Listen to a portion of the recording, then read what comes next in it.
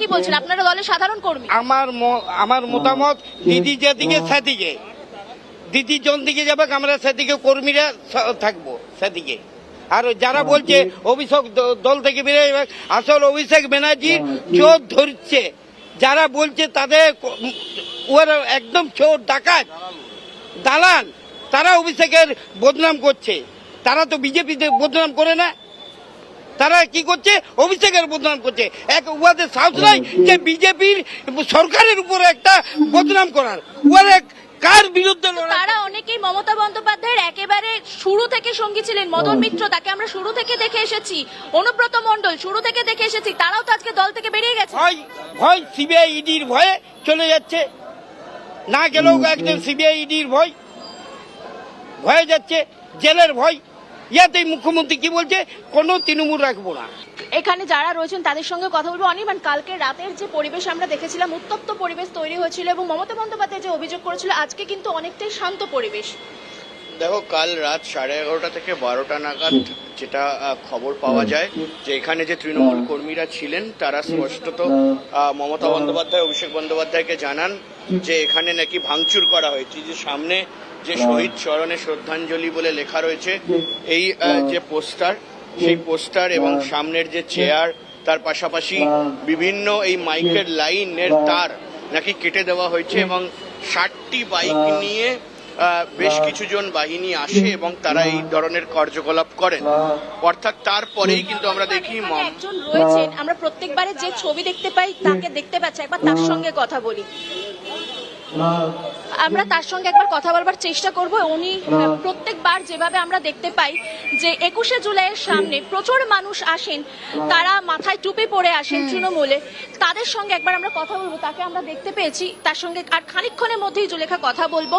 আর এখানে প্রচুর মানুষ। আপনি কোত্থেকে এসছেন? আমি মুর্শিদাবাদ জেলা থেকে এসেছি।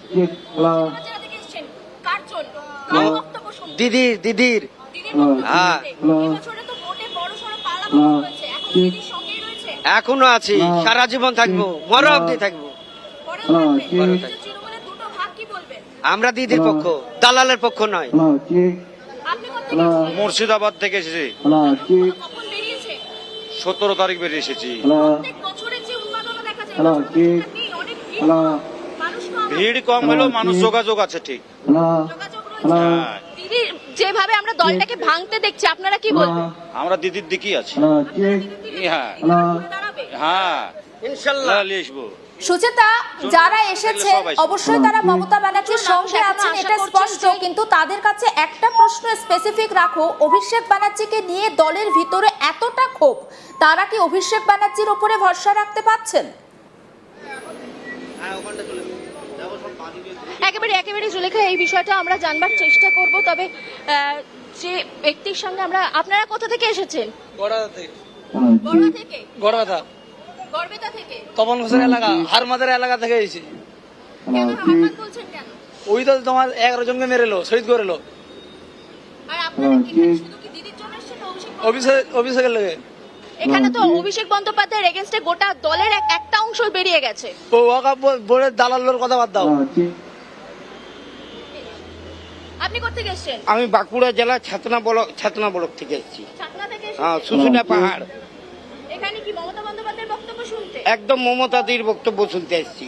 আপনার কি মত? অনেকেই বলছেন যে অভিষেক বন্দ্যোপাধ্যায় যদি দল থেকে বেরিয়ে যায় তবে আবার মমতা বন্দ্যোপাধ্যায়ের সঙ্গে থাকবেন। আপনারা কি বলছেন? আপনারা দলের সাধারণ কর্মী। আমার মতামত, দিদি যেদিকে সেদিকে, দিদি জন দিকে যাবে আমরা সেদিকে কর্মীরা থাকবো সেদিকে।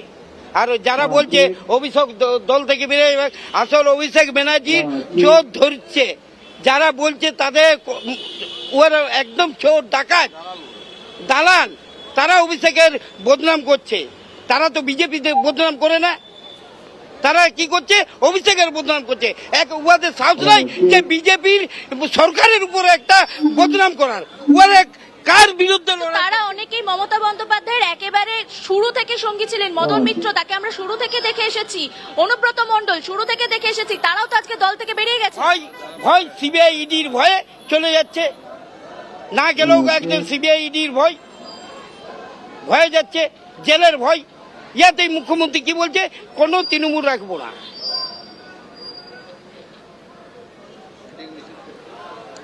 একেবারে সুচেতা, তুমি আমাদের সঙ্গে থাকো, অবশ্যই আমি ফিরবো এবং যারা সেখানে এসেছেন তাদের সঙ্গে কথা বলবো এবং তাদের বক্তব্য তোমার মাধ্যমে, অনির্বাণের মাধ্যমে আমাদের দর্শকদের কাছে পৌঁছে দেব। কিন্তু আরো একটা বিষয় বিশেষভাবে নজর রাখা প্রয়োজন। দেখুন, একটা এক্সক্লুসিভ ভিডিও আমরা আপনাদেরকে দেখাবো। মমতা বন্দ্যোপাধ্যায় অভিযোগ করছেন যে 60 জন বাইকে করে এসে আজকে তাদের যে এখানে 21শে জুলাই হচ্ছে সেই সভামঞ্চে তাণ্ডব চালানো হয়েছে। সেই 60 জন কারা, তাদেরকে কি কোনোভাবে আইডেন্টিফাই করা গিয়েছে? ইতিমধ্যেই মমতা ব্যানার্জি কোর্টে মুভ করার কথা বলেছেন। গতকাল রাতেই তিনি কল্যাণ ব্যানার্জিকে বলেছেন যে কেস ফাইল করতে। আসুন সেদিকে এবার নজর রাখি। দেখুন, যে কথাটা আপনাদেরকে বলছিলাম, প্রত্যেকবার 21শে জুলাই অর্থাৎ তৃণমূল কংগ্রেস সরকার ক্ষমতায় আসার পর 21শে জুলাইটা একটা মেগা ইভেন্ট অন্তত রাজ্যে এতদিন পর্যন্ত ছিল। 2026 সালে সরকারের পালাবদলের পর সেই 21শে জুলাইটা এবার কার্যত কিছুটা ভিন্ন পথে হচ্ছে। কারণ 21শে জুলাই ভাগ হয়ে গিয়েছে।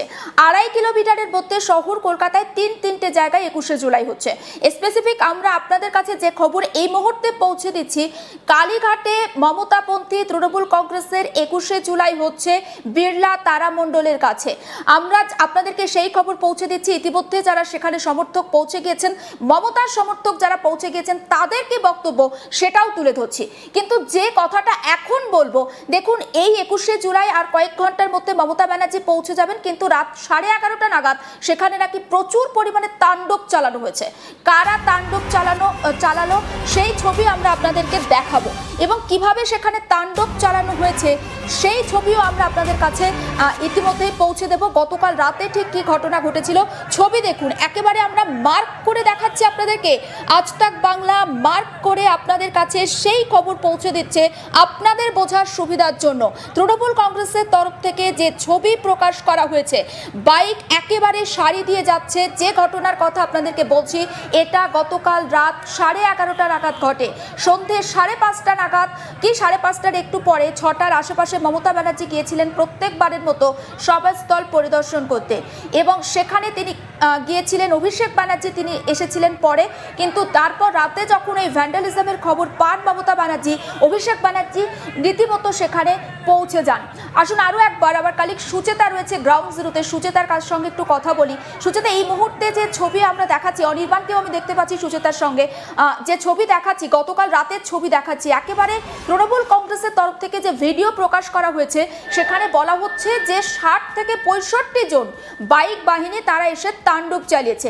একটাই উদ্দেশ্যটা কি, আজকের এই যে 21শে জুলাই মমতাপন্থী তৃণমূল কংগ্রেস পালন করবে সেটাকে বানচাল করা। সকালবেলা সেখানে পৌঁছেছ, গতকাল রাতের পরিস্থিতি, আজকের পরিস্থিতি সবটা মিলিয়ে যারা সেখানে উপস্থিত হয়েছে